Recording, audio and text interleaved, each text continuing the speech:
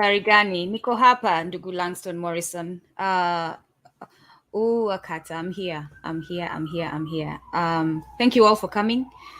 Let's do this.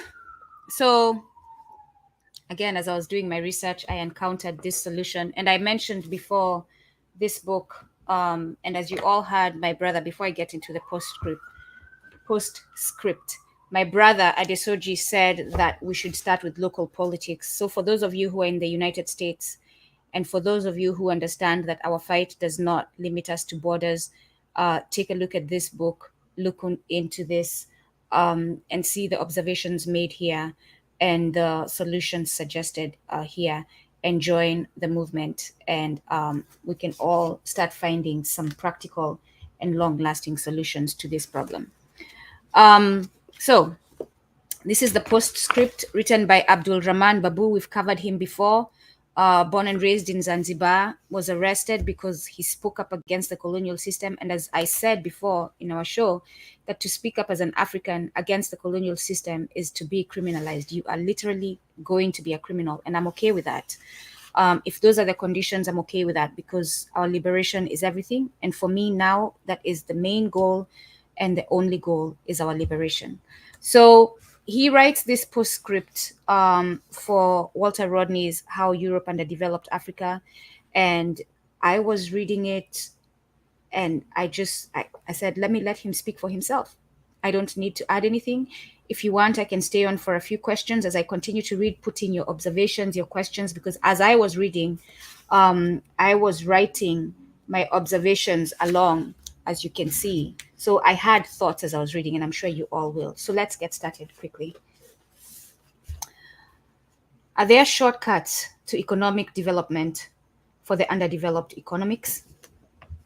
This question has occupied the attention of many interested parties during the last decade. These include university lecturers, international economists, the United Nations and its agencies, the OAU, planning agencies, and economic ministers. Many international conferences under various sponsorships have been held during the decade, and volumes of resolutions, guidelines, learning documents, and theses have been published. The end result has been negative. The developing countries continue to remain underdeveloped, only getting worse in relation to the developed countries. By and large, the question still remains unanswered. Are we going to repeat the same exercise all over again during this decade? It appears that we are. Already the UN has launched the second economic decade with the same zeal and fanfare as they did with the first. The same appeal has gone out to the developed countries to be charitable and contribute.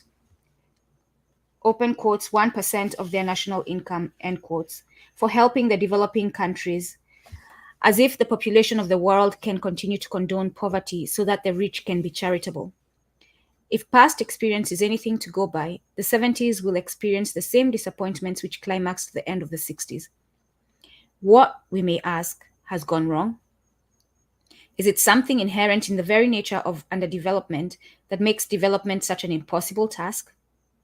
Among the many prescriptions that have been offered, for example, cultural, social, psychological, even economic, none has produced any encouraging results.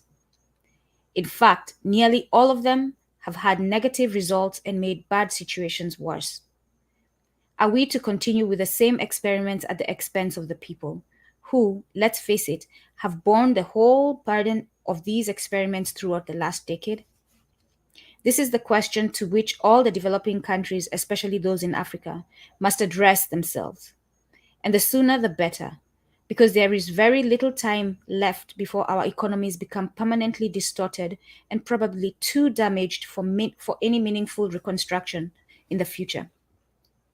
Dr. Walter Rodney, in this very instructive book, provides a very refreshing opening for discussions which may well lead to finding the right solution.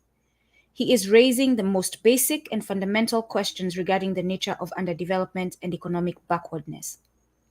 Unlike many works of this nature, which to all intents and purposes have approached the problem with a sort of metaphysical outlook, in brackets, gerbed, it is true, in scientific terminology, end brackets, Dr. Rodney follows the method of historical materialism, which in effect says, To know the present, we must look into the past, and to know the future, we must look into the past and the present.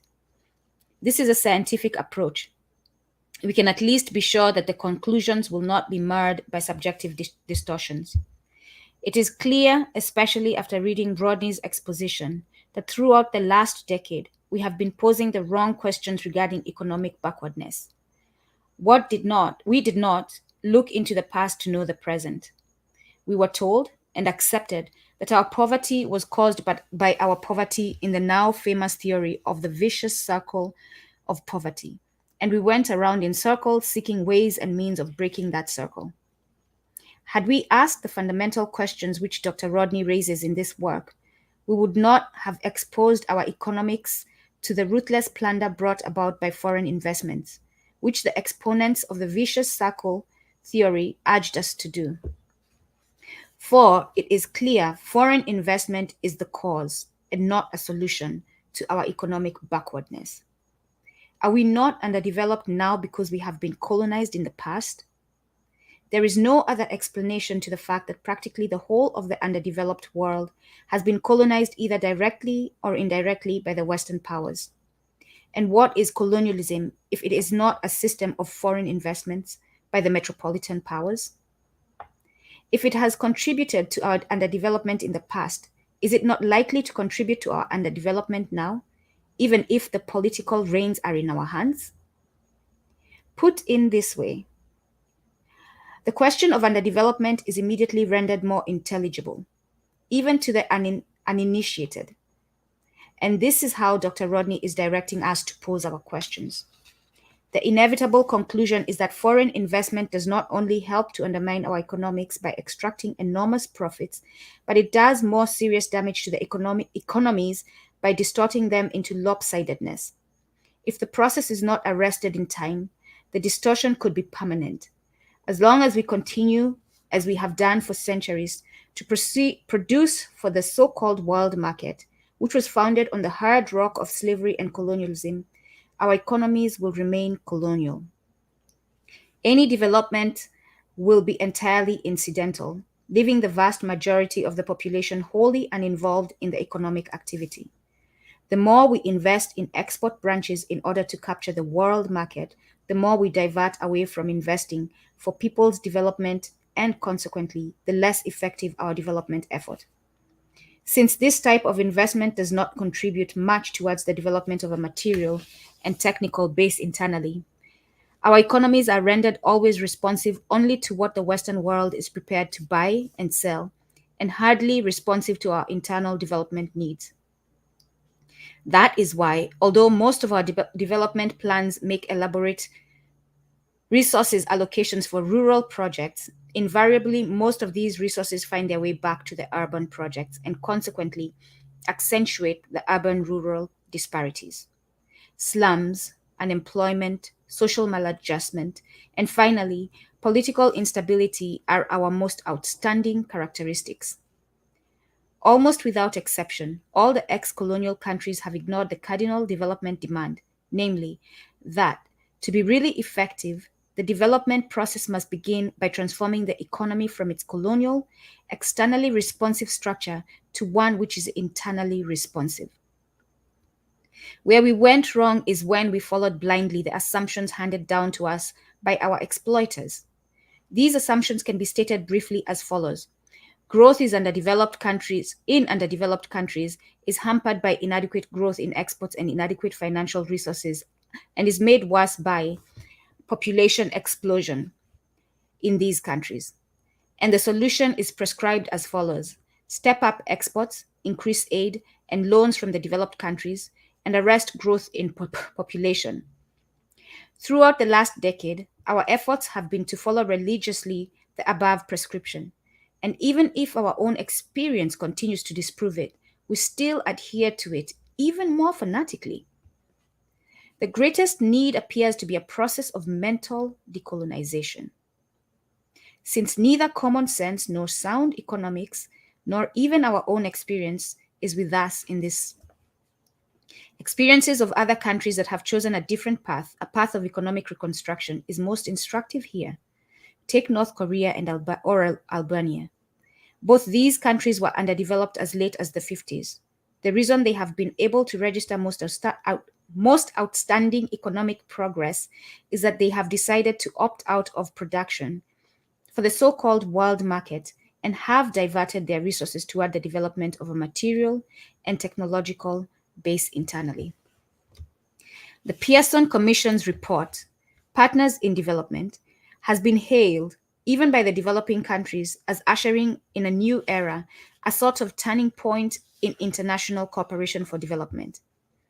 Even if its recommendations were to be adopted and implemented in toto, TOTO, it is doubtful if it would make any impact on the ever-widening gap between the developed and the developing countries. This is because it has avoided tackling the most fundamental question, namely, can development take place when our production strategy is influenced by the demands of the world market, which is determined almost exclusively by the pattern of production and consumption within capitalist Europe and America? In other words, in distorting our economies to fit in with the demands of the world market, the demands of which are not always compatible with the demands of our own development, are we not, in the process, depriving our economies of the capacity for a self-sustaining growth, which is a precondition of development or to development?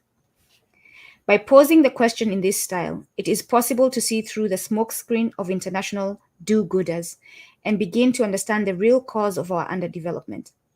It is, of course, too much to expect Pearson or people of his liberal inclination to pose the question in this way, since their training and outlook consider this way of putting the question to be almost morally sinful and economically subversive. I add, criminal. However, as leaders of the developing countries, we are obliged to adopt this style of posing the question, since we have taken upon ourselves the responsibility for steering a development course whose success or failure will affect, one way or another, the well-being of hundreds of millions of the people who comprise more than two-thirds of the human race. For too long, we have left their fate to be determined by the kind of production which is not based on the satisfaction of their wants, but rather on serving external interests and expressed by the accepted laws of supply and demand of the so-called world market. We have twisted their education in such a way that the skills we direct them to develop are geared towards serving the same ends of the world market rather than towards development of an internal material base, with the result that technologically and in relation to the developed world, we move backward rather than forward.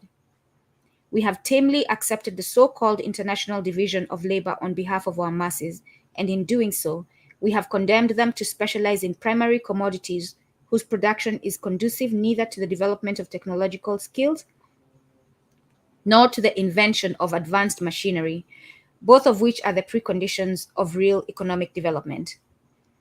The significance of Dr. Rodney's book is that it is addressed quite appropriately to the masses and not to the leaders, and one hopes that it will be instrumental in arousing some mass action by the people. In the absence of committed leadership, many African countries have fallen prey to military exploitation, to the extent that today the generals constitute the majority of the African summit. This is as it should be, because when the political leadership loses the sense of internal direction, when, in bewilderment, it gives up its efforts to find solutions to people's problems and begins to accumulate wealth for its own individual use, political leadership tends to get increasingly commandist in its state operations. Logic and rationale become subversive. And when politicians become commandists, they too become redundant, because who is better lilted to giving command than the army?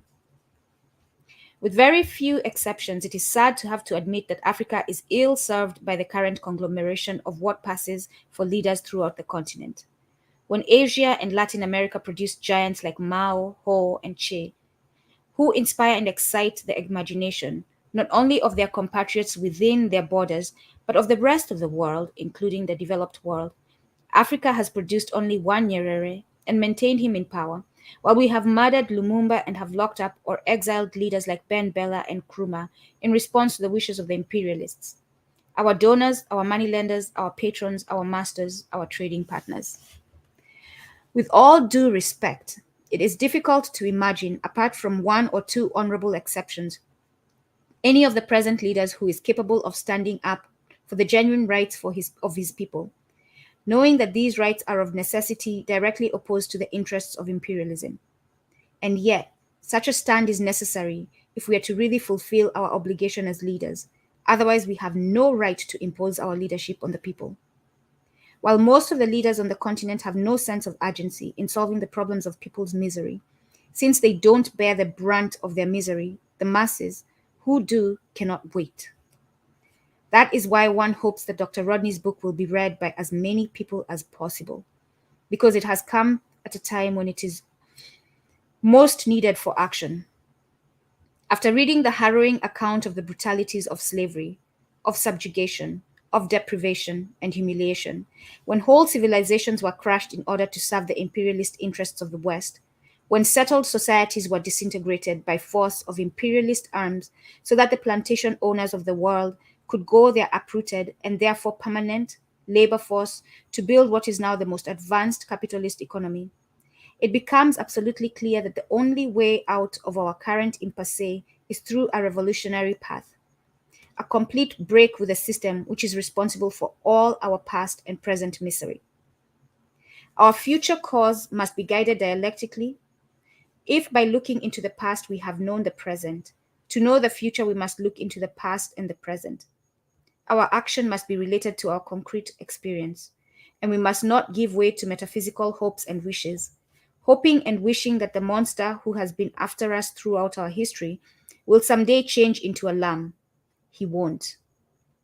As Engels puts it, freedom does not consist in the dream of independence from natural laws, but in the knowledge of these laws.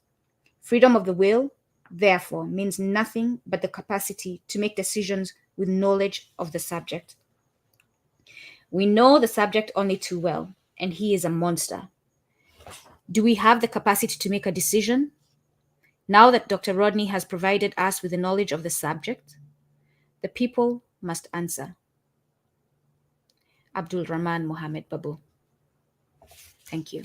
And as I read his wish that the masses of Africa read this book, and I do understand, and Mama Rodney, when you do catch this, if you're not live right now, I want to read this book every week, and I'm going to start on Monday. And I will start. We'll see how we do with a chapter each Monday. And we'll read the book so that the masses hear it. Because that is our goal, liberation, not being caught up in capitalist policies and systems that keep us oppressed. There is a law somewhere that I can't read this book. Well, guess what? I'm going for liberation. So every Monday we will read this book.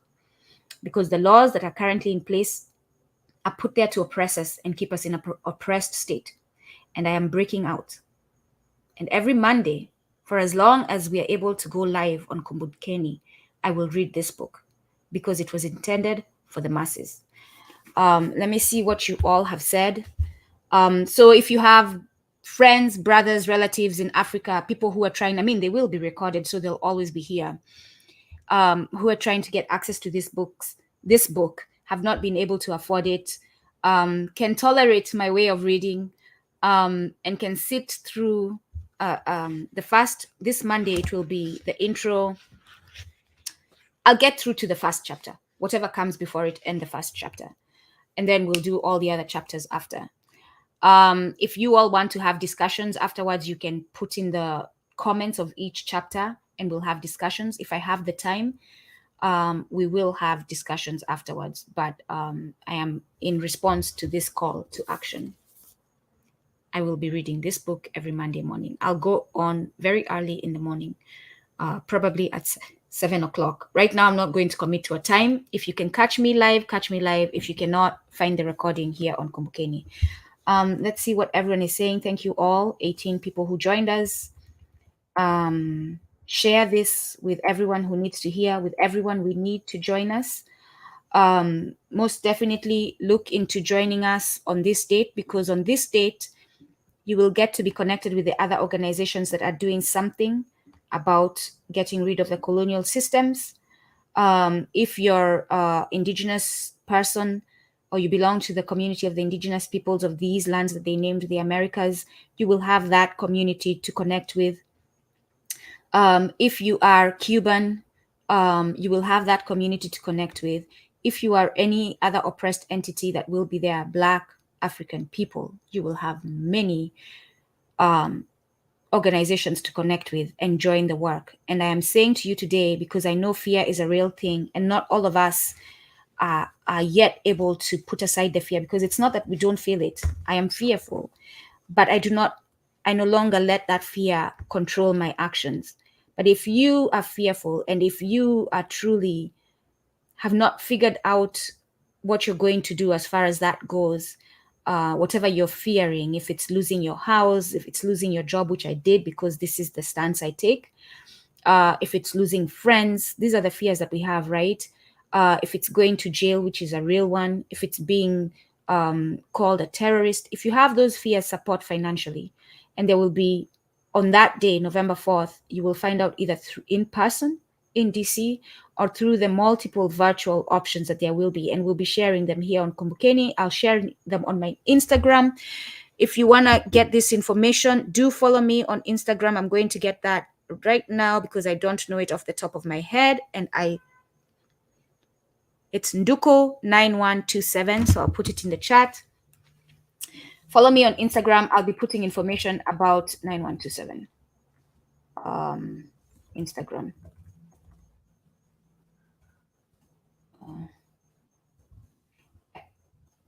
About November 4th and other events that we would like you to join us if you're interested in supporting. Next week on Sunday, September 24th, I believe is the date. We will be in Brooklyn. Again, go on my page on Instagram. You will find that information there. If you're not on Instagram, go to LinkedIn. You will find the information anywhere I am or anywhere anyone that's connected with me is. So do follow that. Dedenduko Kowapi, I'm here.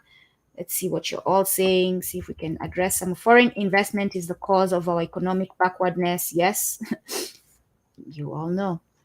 And look at Africa now with all this foreign direct investment. Yep. Mental decolonization for sure. That's essential. That is the political education that Adesoji was talking about. But we have we don't have the luxury of picking one over the other. We must become multitaskers as revolutionaries. And so we have to learn how to learn as we're acting, as we're building solutions. So far, he's primarily describing the pathology of colonialism and slavery upon Africa. He is indeed. I will have to watch this again and marinate on what was said. I recommend that. Yes, find some quiet time to re-listen to this and hear his message.